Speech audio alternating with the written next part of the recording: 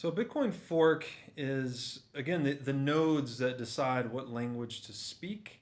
If a group of them decide they want to abide by different rules or speak a different language, that they would fork off and basically start their own little community.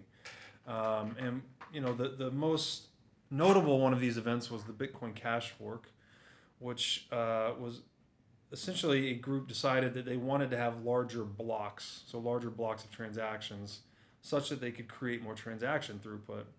But the problem with this was that it introduced the vulnerability of centralization because if you have larger blocks, it requires larger compute power basically to host the blockchain.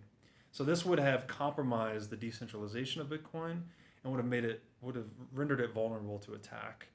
Um, and so we saw this fork play out in that it basically, but when a fork occurs, like the holders of Bitcoin are issued both. So if you're holding Bitcoin in, I guess it was October 2017 when Bitcoin Cash forked off, you receive an allocation of Bitcoin Cash. So the best strategy for a holder in those conditions is to just hold all forks. You can choose to sell them, which a lot of people do, but really the simplest and most efficient strategy is to just hold because anytime a competing network is born, you just kind of let it do its thing in the free market, and whichever one wins, you're still holding.